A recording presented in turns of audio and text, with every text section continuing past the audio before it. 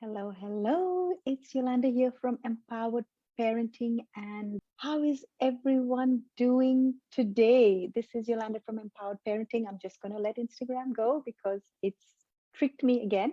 So here we are. Um, Today's live parenting Q&A is all about how we can be effectively raising a happy child, a happier child. So I thank you for all of you joining us today because you are keen to know what it takes to raise that happier child. So it's coming from the best of intentions, and I absolutely love that. And it is the reason why I do this work for parents who are conscious and who are looking for new ways in which they can support their child's journey and be that parent who is consciously aware of how they can be that best parent that their child chose for them to be. So, working with emotions, because we want our child to be happy, and being happy is an emotion. I would like to share with you that behind the emotion sits a thought.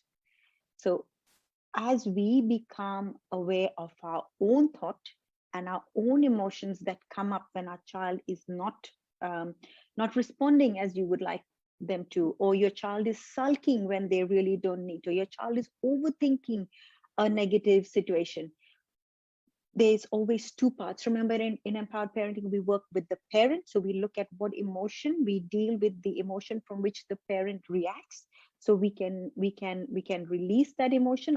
If we don't, if so, for example, often we can respond to our child's lack of joy, or our child's resistance, or our child challenging us with our own emotions coming up. So beginning to recognize, what is this that is showing up within me? Am I feeling concerned about my child? Am I feeling sad? Am I feeling disappointed in the way my child is responding?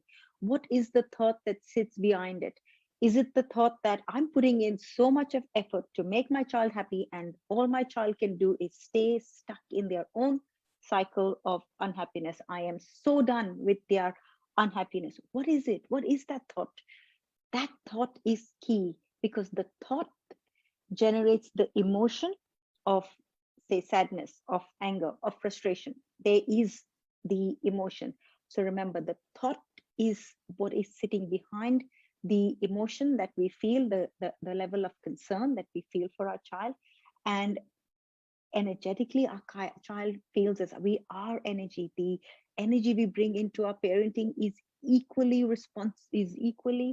um, important to be tuned into, as much as we stay tuned into what our child into what we are uh, saying and doing with our child. So being aware of the thought, because the thought leads to the emotion, and the emotion then leads us to take the actions that we do. So the actions might be that we feel upset with our child, or the actions might be we might say to our child, "Come on, stop behaving like that," and or we can say, "I am feeling hurt by it." You might choose an action, or you will choose an action that comes from the emotion, because unless and until we are aware of how our thoughts are leading, giving us the result that we have with our child, which is often disconnection. So our child feels disconnected from us when we respond in those ways. So be aware of your own emotions that sits behind how your child is responding before you approach and work with your child's emotions. So as we become conscious about our own ways, our own concerns, and choose a new way of responding to our child, we cannot affect our child's happiness level. So it's key to understand this. If you'd like to know more about how you can tune into your own emotional resilience, if you are beginning to see how your emotion plays a part in the response with your child, then put in the comment section workshop. Just say workshop, because that's what's happening.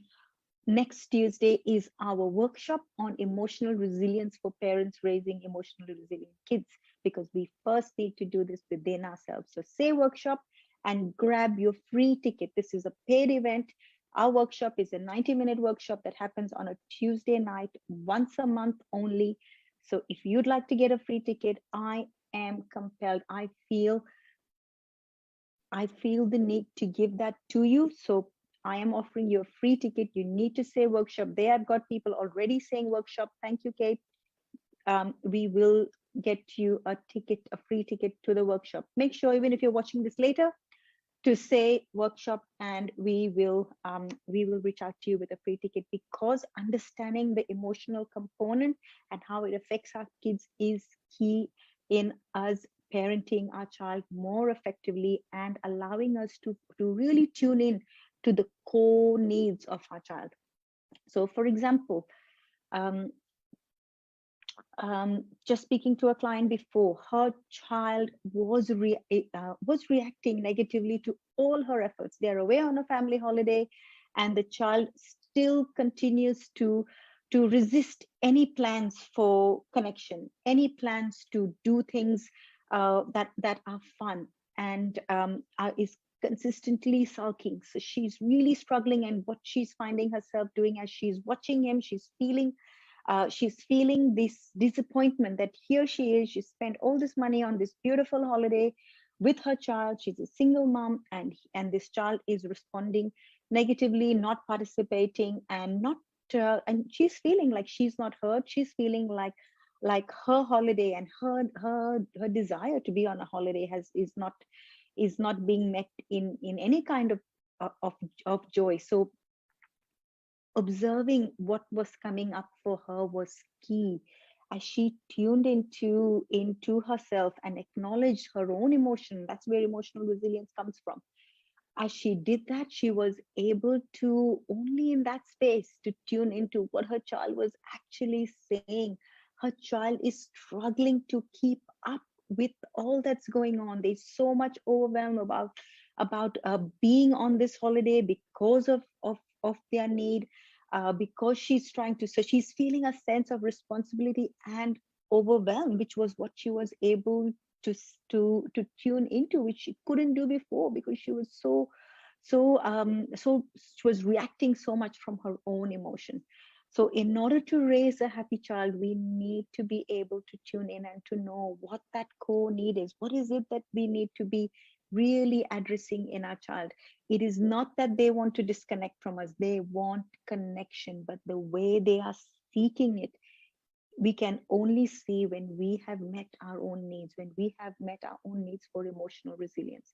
So I cannot emphasize enough, if you are on your journey to create this happy child, to create this happy home, to be more playful in your parenting, to focus more on all of you as a family, focus on the we, not the me. Our kids can easily focus into the me, what's in it for me, what about me? And if we are not in tune and not become the victim, because often parents can feel like the victim of the child's behavior because they feel they're putting in so much effort and the child isn't responding. So we can become the victim. So let's address all of our needs as we address our child's needs. So to get them to focus on the we, on the family dynamic, to increase the family fun factor, because if we need to be having more fun as a family, we need to be addressing our own needs, have compassion to our own journey. So many of us parents are struggling to really keep the boat afloat, to bring that joy level in our family. And to be able to do that, we need to be looking after ourselves first, because we cannot give what we do not have. So put workshop in the comment section if you would like to know what emotional resilience about, because that is the true path to which we can bring joy and happiness within our kids, within ourselves, and hold space for us, because from that space we can powerfully connect. And this is what happens with the parents that I work. They are able to see their kids on a whole new light, because they have addressed what's coming up for them first. They have addressed their own core needs, because from that space then we can address the needs of our kids. If you would like to have a personal experience of what this journey is like, this tuning in, I'm happy to share with you my 3-step process of how to tune in and become more intuitive with your child. If you would like that, please put in the comment section intuitive, intuition, and I will share with you my 3-step process on how you can be greatly intuitive with your child. So put in the comment section intuition, and I will share that with you too. Love you all. Have an amazing Sunday. Sorry, look at me, Sunday. Have an amazing day. And I will see you all soon. Bye.